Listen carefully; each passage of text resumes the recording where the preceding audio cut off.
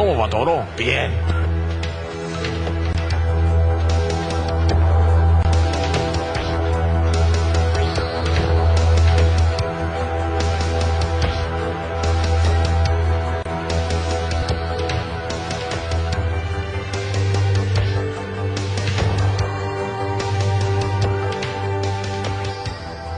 Desde la década de 1950, los adventistas del séptimo día han llegado a ser uno de los pueblos más estudiados del mundo. Más de 140 artículos científicos han sido publicados, estudiando a decenas de miles de adventistas.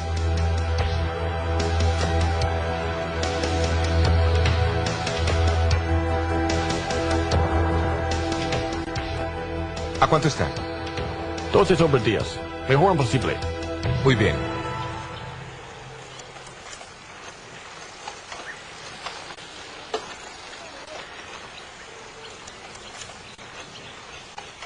¿Y a qué se debe toda esta atención? Es el descubrimiento de que el estilo de vida de los adventistas que los lleva a vivir de 6 a 8 años más y a reducir dramáticamente las muertes prematuras por cualquier otra causa, incluyendo los dos mayores asesinos de la sociedad occidental: enfermedades del corazón y el cáncer.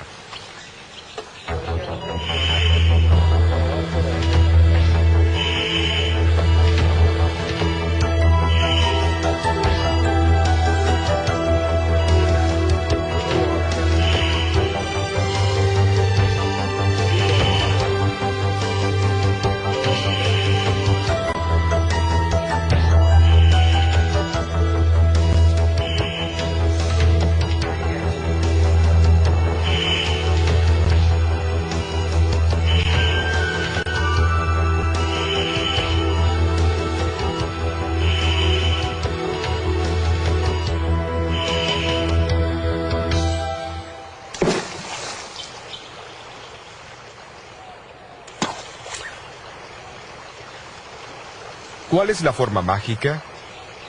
La ciencia moderna ha establecido claramente que existe un estilo de vida que promueve la salud y reduce dramáticamente el riesgo de enfermedades.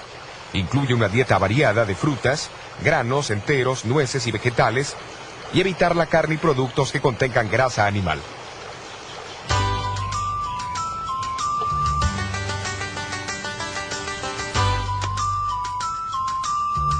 Pero de igual manera son importantes el sueño adecuado, el ejercicio al aire libre, tomar mucha agua y abstenerse del uso del tabaco, alcohol, café, té y otras drogas.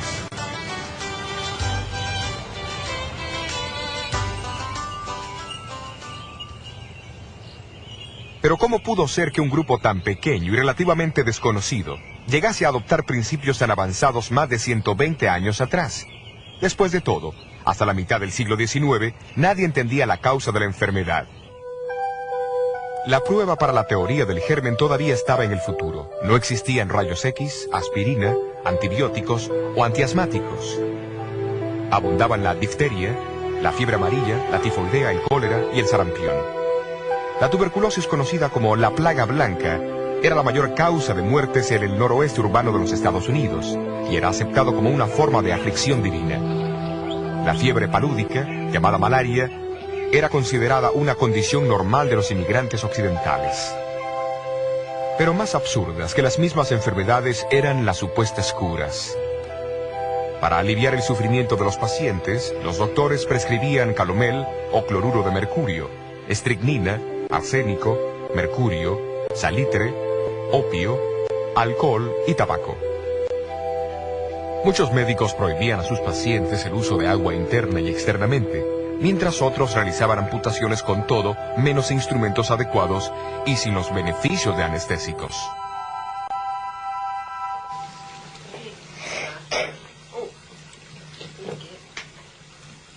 El aire nocturno era considerado peligroso. Cerraban herméticamente las ventanas y las puertas por miedo a engriparse. Las persianas permanecían siempre cerradas para evitar el descolorido de los muebles, mientras que los ciudadanos urbanos no practicaban ejercicios ni se bañaban.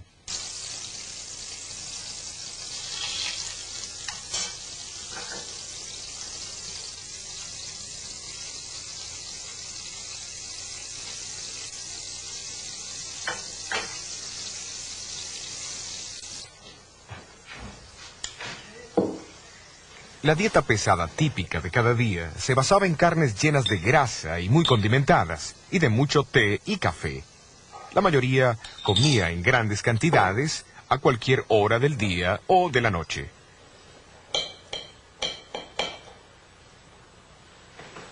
Se había propagado mucho el uso del tabaco y hasta era defendido por muchos médicos como un estimulante para los pulmones, y el humo como una cura para la bronquitis.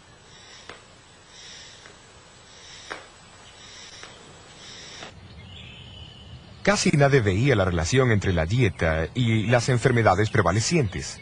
El misionero pionero adventista J.N. Andrews expresó la creencia casi universal y citó sus palabras de que las enfermedades estaban, en la mayoría de los casos, fuera de nuestro control y que eran ordenadas por la mano de Dios. Digo casi nadie porque en medio de esta confusión médica, unas pocas voces llamaban por una reforma. Hombres como Silverio Graham, que llegó a ser el líder del movimiento americano pro salud de los 1830. Él llamaba a regresar a la naturaleza y a los métodos naturales de curación y recomendaba una dieta simple, incluyendo el vegetarianismo y especialmente productos de trigo integral.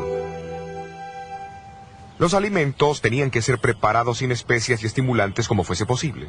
También condenó el tabaco, el té y el café, las bebidas alcohólicas y las drogas comúnmente usadas en las medicinas de aquel entonces. Aunque su reforma decayó en 10 años, enseguida otros la asumieron con entusiasmo renovado.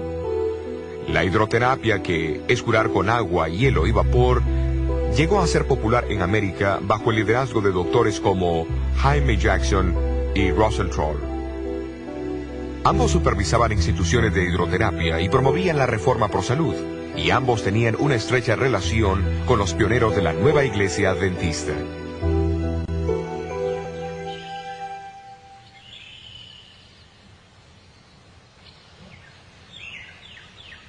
En 1858, aquí en el estado de Nueva York, el doctor Jaime Jackson estableció su casa en la ladera, al norte del pueblo de Dansville. Era la institución de hidroterapia de más éxito. Jackson publicó un periódico mensual, Leyes de la Vida, donde resaltaba sus puntos de vista. Estrictamente opuesto a las drogas prescritas por sus compañeros, trataba a sus pacientes con métodos y remedios naturales. Enfatizaba especialmente la idea de la obediencia a las leyes naturales, enseñando que obedecer a la naturaleza es vivir. Creía que el maltrato del cuerpo también afectaba las capacidades morales del hombre, debilitando así su carácter. Entre los 1840 y 50 hubieron movimientos de reforma pro salud, pero al mismo tiempo existía gran ignorancia y descuido con respecto a la salud y la higiene entre la población de América. Fue en ese tiempo que Dios decidió alertar a los adventistas, guardadores del sábado, de su preocupación por la salud y la felicidad de todos. Como en los tiempos bíblicos, Él usó el don de profecía. Entre los años 1844 a 1848, Elena White recibió muchas visiones, pero ninguna trataba los principios de salud. En el otoño de 1848, se le fue mostrado que no solo el tabaco era perjudicial para la salud, sino que también lo eran el té y el café. Mucho antes que la ciencia descubriese la relación entre el tabaco y las enfermedades fatales y mostrase los peligros del excesivo consumo de café, muchos miembros de la iglesia comenzaron a alterar su estilo de vida en respuesta al llamado de Elena.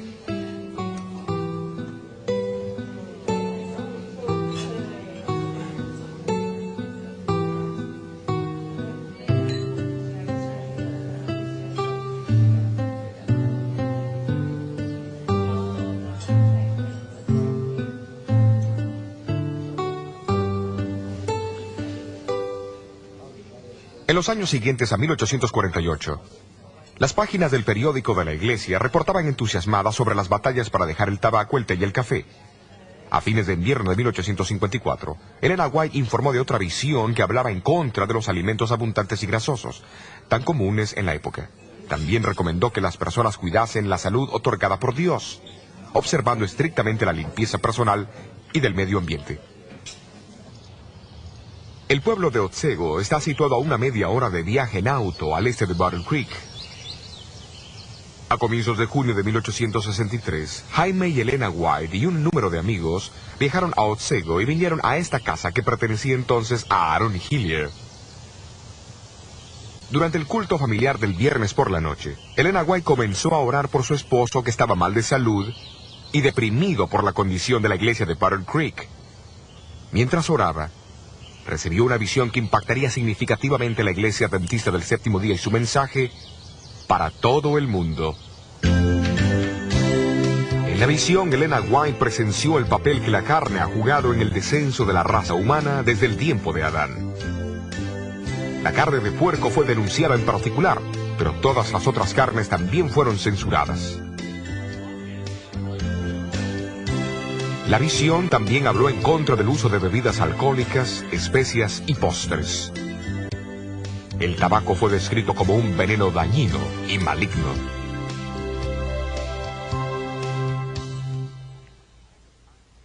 Recuerden que esto ocurrió unos 100 años antes del famoso informe del cirujano general de los Estados Unidos, El fumar y la salud.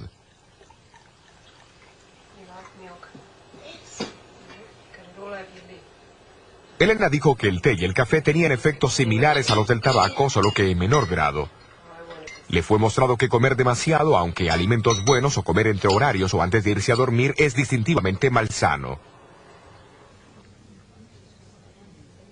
En el tratamiento de enfermedades, vio el terrible efecto de las drogas de ese entonces, el arsénico, la estricnina, el calomel y otras. Dijo que drogas venenosas también podían causar defectos en el feto, un hecho trágicamente confirmado por estudios científicos subsecuentes.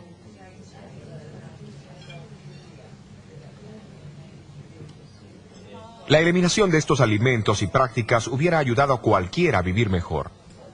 Sin embargo, la visión no solamente corrigió errores, sino que también dio consejos en el lado positivo.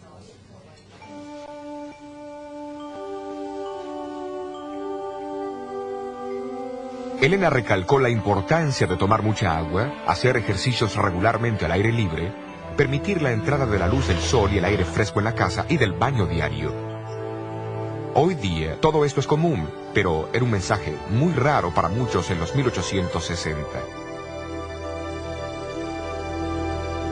Una revisión de la literatura denominacional muestra que en los 6 años previos a la visión, la mitad de las muertes registradas en la iglesia era de personas con menos de 30 años de edad. Es claro que cambios en los estilos de vida eran necesarios, hasta en la misma iglesia. Hasta donde a Elena le concernía, ella más tarde escribió: Me sorprendí de las cosas que se mostraban en la visión. Muchas de ellas estaban en contra de mis propias ideas. A pesar de eso, ella fue clara sobre las implicaciones del mensaje pro salud. La reforma pro salud es una de las ramas de la gran tarea que preparará a la gente para la venida del Señor. Por supuesto que hay citas bíblicas que apoyan tal entendimiento de la importancia de la salud física y mental. Jesús mismo dedicó más tiempo en sanar a los enfermos que en predicar durante el tiempo que estuvo en la tierra. El apóstol Pablo explicó a los miembros de la iglesia de Corintios que el cuerpo es el templo del Espíritu Santo. También enseñó a la iglesia de Tesalonicenses que la creencia en la pronta venida de Jesús reclamaba que el cuerpo, el espíritu y el alma fuesen preservadas sin mancha hasta la venida de Cristo.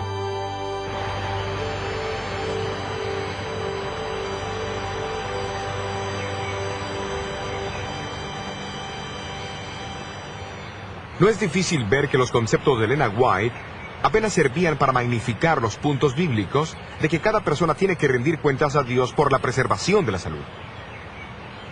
Pero ¿cuánto tiempo dependió ella de sus contemporáneos para obtener información? Elena White declaró que no leía ninguna literatura sobre salud, ni sabía de la revista del Dr. Jackson Las leyes de la vida antes de la visión. Por su itinerario ocupado, no pudo publicar la publicación hasta 1864. No fue hasta después de esto que leyó algunos de los libros y revistas populares sobre salud, de los cuales dijo: Me sorprendí al ver que están en armonía con lo que el Señor me ha revelado. Cuidadosamente seleccionó extractos de estas revistas, que fuesen consistentes con lo que había visto en visión, y los incluyó en sus publicaciones sobre salud en 1865.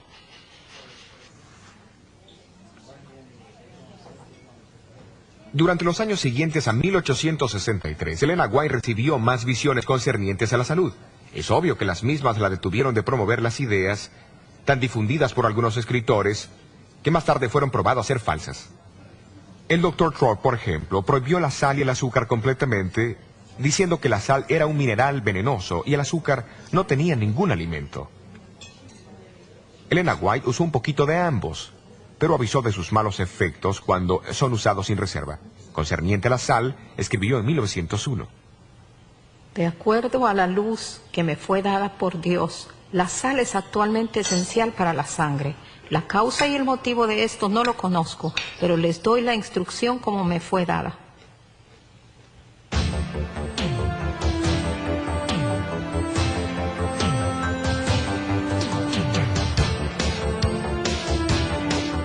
Mucho antes que los efectos del colesterol fuesen conocidos, ella escribió que el aceite de oliva era mucho más preferible que la grasa o el aceite animal.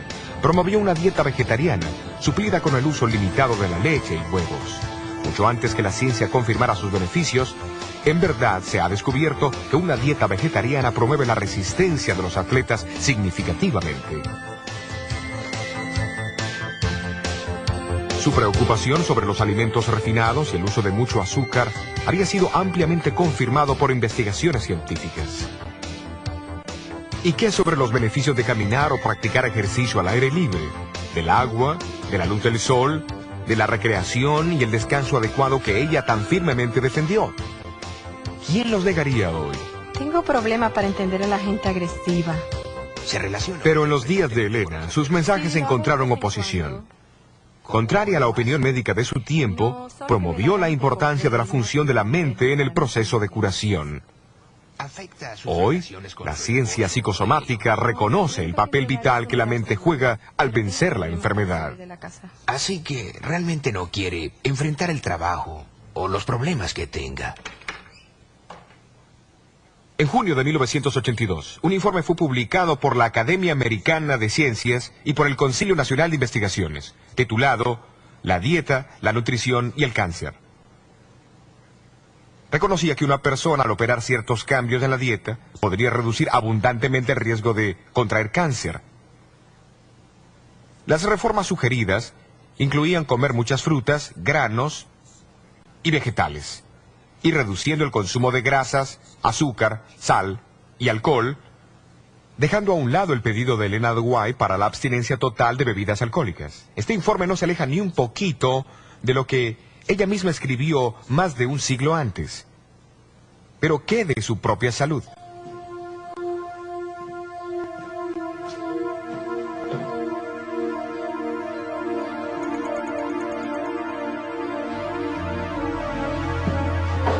La visión de julio de 1863 fue dada a Elena cuando estaba muy débil, enfermiza, propensa a frecuentes mareos y desmayos. Sufrió del corazón toda su vida y sufrió de parálisis 5 veces antes de 1870. Se describió a sí misma como una gran consumidora de carne y que el pan especialmente era desabrido para ella. Pero aceptó la instrucción recibida y después de 1863 cambió su dieta y estilo de vida radicalmente. Como resultado, sus constantes mareos y desmayos la dejaron permanentemente y su salud comenzó a mejorar.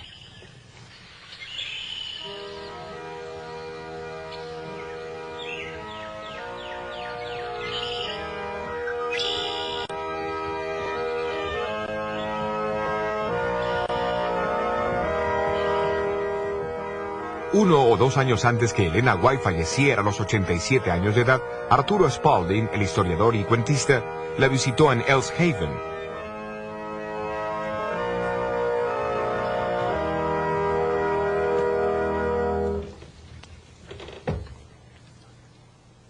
Después del culto familiar en la sala, ella salió hacia la antesala y con paso ligero y enérgico alcanzó las escaleras. Arturo Spalding ofreció ayudarla, pero ella respondió: Oh, no, gracias.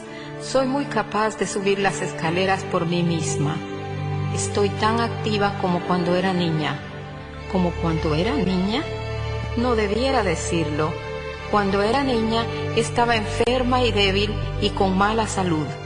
Pero ahora el Señor me ha sanado y fortalecido y me siento mejor, mucho mejor que cuando era niña. Casi al final de su carrera, el Dr. Clyde McKay, profesor de nutrición en la Universidad de Cornell en Nueva York, fue introducido a los escritos sobre alimentación y nutrición de Elena White. Se impresionó profundamente y se quedó particularmente intrigado por saber las fuentes de esa información. Preguntó cómo una mujer con casi ninguna educación podía dar consejos de salud tan avanzados para su tiempo. Rechazó la idea de que los había copiado de sus contemporáneos. Después de todo, ¿cómo hubiese sabido cuáles ideas usar y cuáles rechazar de entre la perpleja colección de teorías y consejos sobre salud del siglo XIX? Muchos de los cuales fueron bastante irracionales y han sido descartados desde entonces. Él creyó que Elena tendría que ser una mujer sorprendente, con conocimientos avanzados a su tiempo, para hacer esto con éxito. Después de leer extensamente los escritos sobre salud del Dr. McKay, comenzó a dar conferencias con los conceptos de Elena White a varias sociedades profesionales. Estoy impresionado con la exactitud de sus enseñanzas a la luz de la ciencia de nutrición moderna.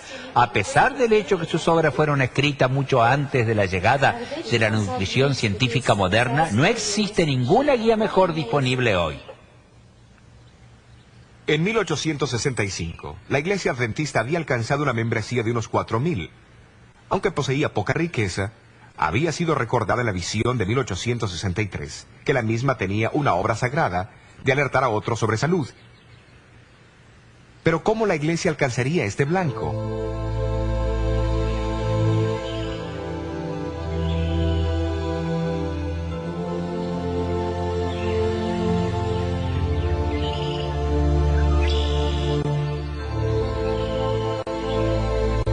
En agosto de 1865, Jaime White se rindió a las presiones y a las cargas de liderazgo de la Iglesia y sufrió un agotamiento en su salud.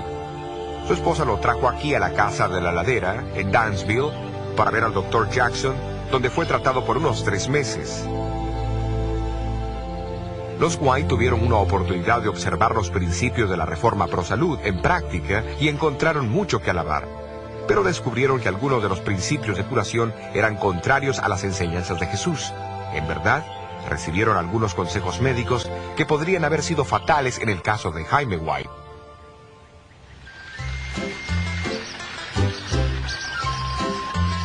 En diciembre, Elena decidió retirar a su esposo de la institución de Dansville y viajaron a Rochester, en el oeste del estado de Nueva York. Muchas oraciones fueron elevadas allí por la salud de Jaime White, y en la Navidad de 1865, Dios respondió al darles un extraordinario regalo de Navidad. Elena White recibió una visión, donde le fue mostrado que la Iglesia debería comenzar con su propia institución de salud, para aquellos que deseaban aprender cómo cuidarse para prevenir enfermedades.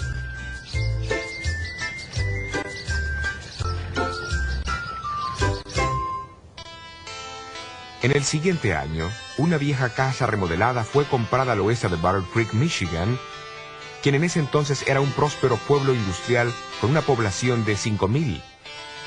Conocido como el Instituto Occidental de la Reforma Pro Salud, abrió sus puertas en septiembre de 1866 como el primer centro médico adventista del séptimo día del mundo. Circulares anunciando la institución declararon que ningún tipo de droga sería administrado. Solo métodos naturales de curación como el agua, el aire, la luz, el calor, la alimentación, el sueño, el descanso, la recreación, etc., serían empleados. La alimentación significaba una dieta estrictamente saludable, consistiendo de frutas, granos y vegetales. En 1875, el doctor Juan Herbie Kellogg, que recién se había graduado del prestigioso Colegio Médico del Hospital Bellevue en Nueva York, fue empleado por el instituto. Había sido alentado y ayudado financieramente en su carrera médica por los White. El año siguiente, a los 24 años de edad, fue nombrado superintendente médico del instituto, posición que ocupó durante los próximos 67 años. En 1877, el instituto vino a ser el sanatorio médico quirúrgico de Battle Creek. Fue en el mismo año que Louis Pasteur presentó su teoría del germen a la Academia Francesa de Ciencias. El prestigio de la medicina estaba a punto de experimentar un cambio, y el Dr. Kellogg jugaría un papel importante. Cuando la reputación del sanatorio se expandió, se agrandaron considerablemente los edificios, y para 1885 era la institución de ese tipo más grande del mundo. A fines de los 1890, el personal contaba con casi 1000. Kellogg llegó a ser muy conocido como administrador, doctor, cirujano, autor, conferenciante, inventor y fabricante de alimentos. Porque leía mucho y viajaba a Europa para estudiar con los doctores sobresalientes de allí, estaba al tanto de todos los últimos adelantos en el conocimiento médico. Fue el autor de casi 50 libros, con una publicación de más de 1 millón de copias. Algunos fueron las primeras obras científicas autorizadas que se publicaron en América en sus campos respectivos. Fundó un colegio de medicina y en su vida realizó más de 22.000 operaciones quirúrgicas. La última cuando tenía 88 años de edad. Sus cirugías eran tan perfectas que la cicatriz de Kellogg llegó a ser una marca de fábrica. Condujo más de 5.000 conferencias públicas a cientos de miles de americanos. Vestido de blanco, regularmente hablaba con el sanatorio sobre los últimos progresos médicos y el sistema de vida saludable que promovió siempre. Inventó muchos tipos de aparatos para tratar a los enfermos, incluso este caballo mecánico. El presidente Coolidge usó uno para su ejercicio diario en la Casa Blanca.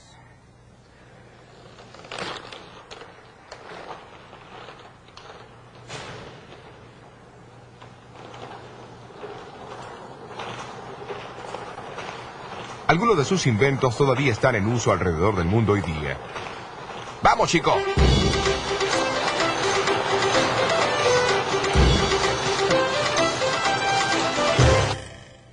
Kellogg también produjo variedades de alimentos de salud, incluso los copos de maíz que cambiaron el hábito de desayunar de millones. Después del desastroso incendio que destruyó el sanatorio en 1902, Kellogg determinó reconstruirlo más grande y mejor, aunque esto era contrario a la advertencia de Elena White y otros líderes de la iglesia. Su nuevo sanatorio todavía existe en Battle Creek hoy, pero es propiedad del gobierno de los Estados Unidos.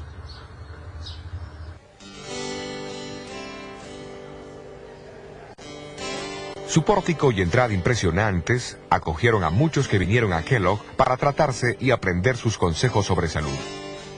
Aunque más tarde abandonó la iglesia, siguió defendiendo sus principios de salud.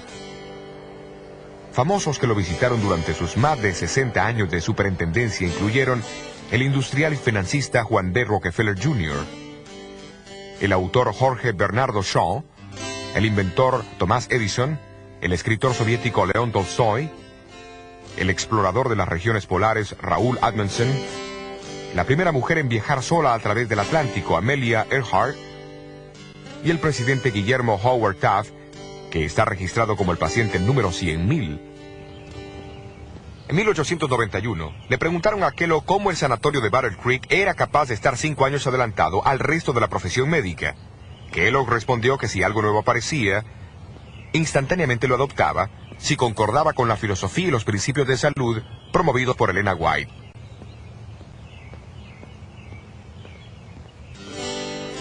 En 1901, se informó que 27 sanatorios adventistas y 31 salas de tratamiento estaban en funcionamiento no solo en los Estados Unidos, pero también en Suiza, Dinamarca, Inglaterra, Alemania, África del Sur, India, México, Australia, Nueva Zelanda y en las islas del Pacífico. Elena White vivió en Australia desde 1891 a 1900. Durante su estadía fomentó el establecimiento de salas de tratamiento que fueron operadas inicialmente en Ashfield, en los suburbios de Sydney, por 2 enfermeras que se habían entrenado en Battle Creek. Más tarde, el lugar se cambió para Summerhill, donde llegó a ser un sanatorio médico y quirúrgico. En 1899, Elena White pidió la construcción de un sanatorio apartado del centro de Sydney, donde se presentarían los valores espirituales y los sanos principios de la curación mental y física. Más tarde ese año, Elena estaba en el grupo que viajó desde la estación de Thornley, un suburbio del norte, por las vías alrededor de la Roca Cabeza de Perro, para inspeccionar una propiedad de 75 acres, que era la mejor tierra en el área de Sydney. En los próximos años, un sanatorio de 100 camas fue construido. Fue oficialmente inaugurado el 1 de enero de 1903. Siendo reemplazado en 1973 por este moderno edificio de 304 camas, el Hospital Adventista de Seine está cometido a los principios de excelencia clínica unidos por un ministerio de curación cristiano.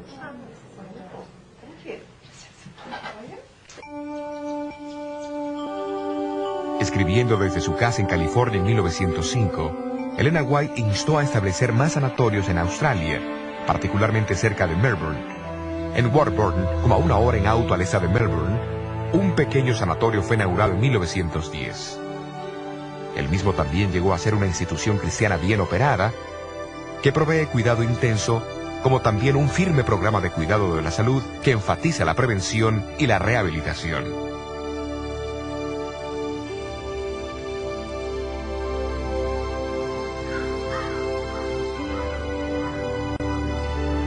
Fue en el sur de California donde Elena White iría a influir notablemente en el desenvolvimiento del Ministerio de Curación Cristiano de la Iglesia.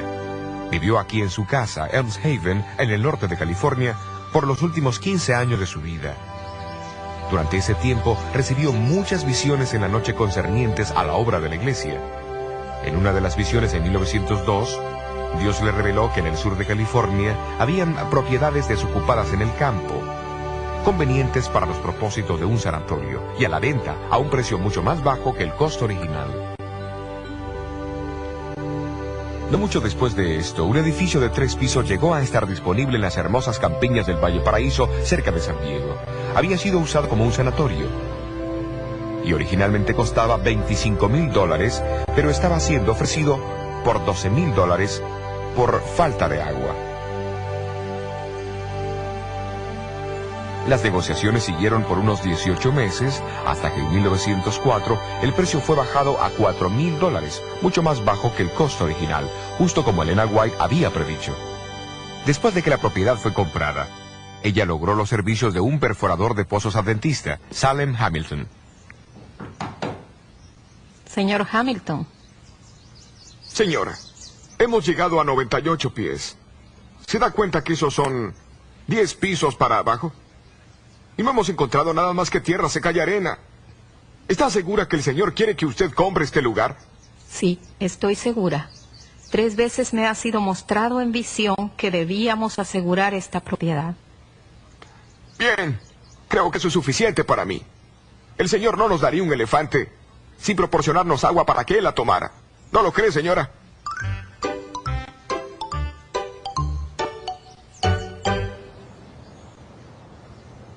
Salem Hamilton volvió a perforar, y en el transcurso de 1 hora escuchó el ruido de un río subterráneo. Luego el agua comenzó a brotar y en esa noche creció a 18 pies, casi a unos 6 metros. El abastecimiento de agua del sanatorio estaba asegurado. Operado por la Iglesia Adventista del Séptimo Día, el Hospital del Valle Paraíso continúa ofreciendo su ministerio de curación a la comunidad vecina.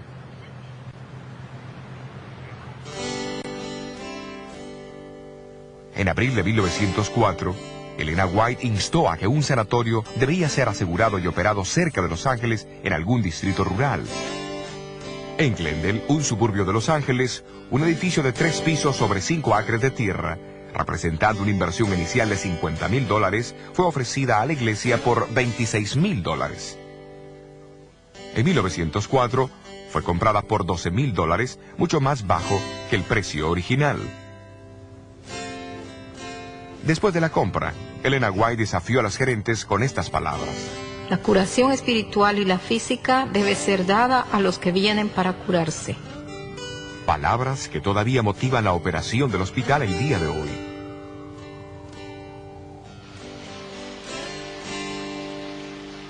Pero tenía que haber un tercer sanatorio en el sur de California.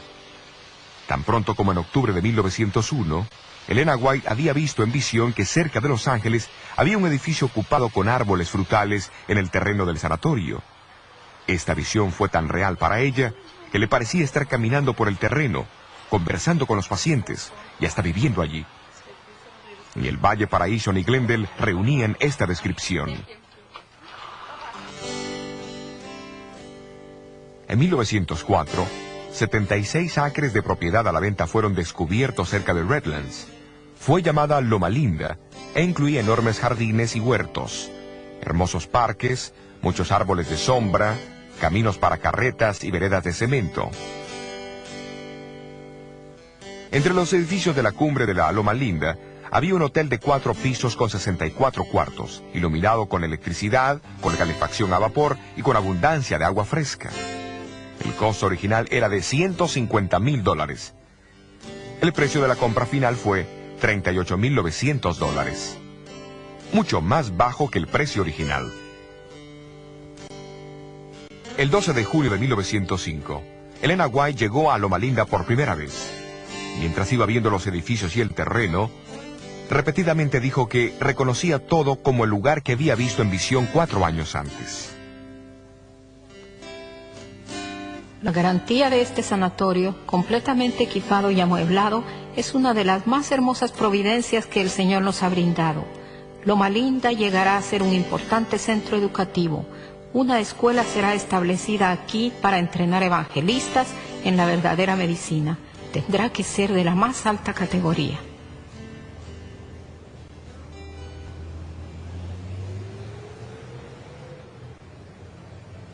Aquellos que la fundaron tenían poco dinero, pero poseían una fortuna en fe en Dios y en su poder para traer esperanza y sanidad a los que sufren. Hoy la Universidad de Loma Linda opera como una de las más grandes escuelas de medicina en el oeste de los Estados Unidos y se encuentra al frente en el conocimiento e investigación de la medicina. Este acelerador de protones es el primero del mundo en su clase.